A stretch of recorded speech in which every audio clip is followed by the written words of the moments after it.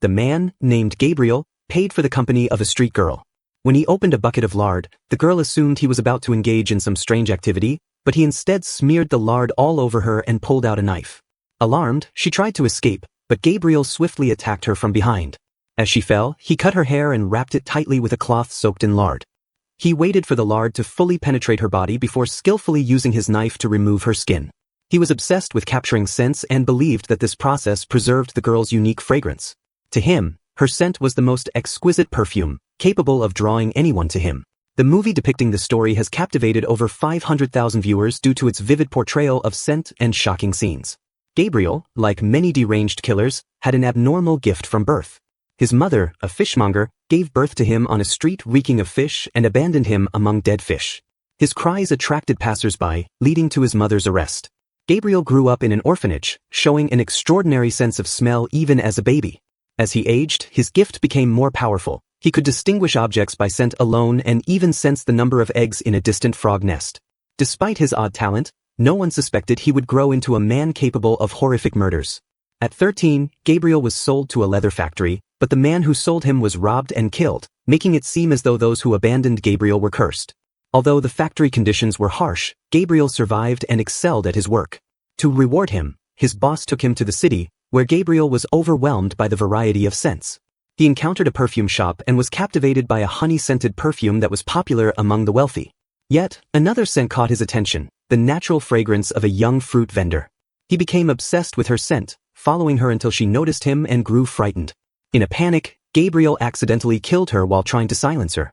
As she died, her unique scent began to fade, leaving Gabriel heartbroken. This experience fueled his obsession to capture and preserve scents. His journey led him to a perfumer who was struggling to compete with a rival's popular fragrance. Gabriel amazed the perfumer by instantly identifying the ingredients of the rival perfume, something the perfumer had failed to do despite years of research. Skeptical but curious, the perfumer let Gabriel try to recreate the scent. Using no precise tools and relying solely on his sense of smell, Gabriel perfectly replicated the perfume, leaving the perfumer speechless. This marked the beginning of Gabriel's path to mastering the art of scent. Gabriel couldn't resist the temptation and opened the box of perfumes in the same category. As he inhaled the scent, an enchanting world seemed to unfold around him. Flowers bloomed vibrantly, and a seductive fragrance filled the air, reminiscent of a mesmerizing woman. Captivated, Gabriel realized the power within these scents. The next day, he spent 10 times the original price to purchase the perfume from Gare. The seller agreed, but tragically he got drunk that night and drowned in the river. Those who abandoned Gare faced the curse once more. Meanwhile, Gabriel, with exceptional talent, created countless first-class perfumes, drawing the nobility to his shop, surpassing the peak of Ayu Ling. To help Gabriel excel, the perfume master decided to teach him the art of perfumery. He explained that each fragrance consisted of 12 spices divided into 3 notes, top, middle, and base, much like musical highs, middles, and lows. Yet, no one knew the identity of the mysterious 13th scent. Upon hearing this, Gabriel realized it was the scent of a woman's body. Determined to create the world's most exquisite perfume, Gabriel asked the master to teach him the preservation technique. The master agreed and demonstrated how to extract the essence by steaming thousands of roses. Eager to experiment, Gabriel began by trying to capture the scent of metal, but it only produced a metallic odor. Frustrated, Gabriel fell ill, unable to rise for days. The doctor predicted he wouldn't survive more than a month. In a final attempt to inspire Gabriel, the master suggested learning a special technique in Grasse, the perfume capital of France. However, Gabriel had to create 100 bottles of perfume first.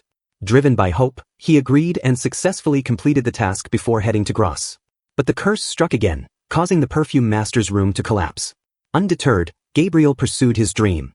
Yet, amidst the mountain scents, he made a chilling discovery: he had no scent. In his world, everything had a smell, proving its existence, but he was an empty shell, devoid of a soul. Despair consumed him, but he remembered the fragrance of a girl and vowed to create a perfume that would immortalize her essence, giving his life purpose. Fate seemed to guide him to a stunning red-haired girl whose scent intoxicated him.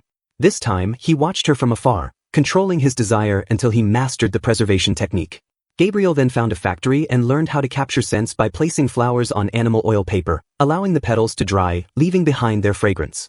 Driven by obsession, he chose a girl as his first subject, but his impatience resulted in failure. Learning from his mistake, Gabriel carefully selected his next victim, finally perfecting his method and preserving the girl's scent forever. He collected 13 empty bottles, each containing the essence of a different girl, starting with twin sisters who radiated purity and nobility. With each murder, his skill grew, and the quality of his perfumes reached new heights, even calming an explosive-tempered boss. However, his crimes did not go unnoticed, and the town was gripped by fear. The authorities falsely claimed to have caught the killer to ease public panic, celebrating with dances and songs. Yet, a wise man named Boju suspected the real murderer was still at large. Amidst the chaos, Laura, the daughter of a prominent man, felt uneasy and fled with her father, unaware that Gabriel's quest for the perfect scent was far from over. Gabriel's daughter was innocent, which terrified Laura, prompting her father, Bojun, to secretly arrange for her to leave the city for her safety. As Bojun was on his way, Gabriel noticed Laura's unique scent and began pursuing her. Gabriel accurately followed the scent trail, and soon after Gabriel left, the dog also caught the scent. The dog's owner accidentally discovered the clothes and hair of a dead girl in his house, leading him to call the police in fear, only to realize that the murderer was one of his employees. Meanwhile, in the wilderness, away from the city's interference, Gabriel continued to follow the scent to Laura's hiding spot. Skillfully avoiding the wolf dog's guard, Gabriel sneaked into Laura's room. Gabriel's obsession with Laura's scent was intense. He believed that reclaiming it was the only way to purify his soul. However, as Gabriel prepared to take action, he hesitated. The next morning, Bojun entered Laura's room and was devastated to find her lifeless body, beautiful and serene like a lotus. His worst fears had come true, leaving him in unbearable sorrow. Gabriel's quest for the ultimate perfume led him to create a fragrance so enchanting that it mesmerized everyone who encountered it. At Gabriel's execution, as the scent spread, it captivated the entire crowd, leaving them in awe and kneeling before him as if he were royalty. Even the executioner was overwhelmed and dropped his weapon. The fragrance's allure created a heavenly atmosphere, leading people to see Gabriel not as a criminal but as an angel who could heal the world's misery. The perfume evoked a euphoric state, awakening deep desires and blurring the line between reality and fantasy. However, Gabriel felt empty despite achieving his dream of creating the world's most exquisite perfume. He realized that the scent, meant to inspire beauty and purity, had instead unleashed human desires and greed. Disillusioned, Gabriel left the city, haunted by memories of the fruit-selling girl whose innocent scent first awakened his obsession. He believed that crafting the perfect perfume would help him relive that moment and find purpose in life, but he realized too late that the true meaning of his life had died along with the girl.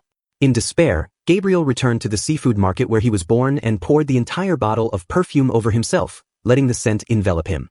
In that moment, Gabriel understood that the scent was merely a tool to seek love, a feeling he had unknowingly experienced with the fruit girl. Unlike others, Gabriel perceived love through scent rather than sight. He had mistaken his attraction to her scent for an obsession with creating the perfect perfume. Ultimately, Gabriel realized that no perfume, no matter how divine, could bring back what he had truly lost, love. This story concludes with the tragic irony that Gabriel's quest for perfection left him more hollow than ever. As love is irreplaceable and once lost, it is lost forever.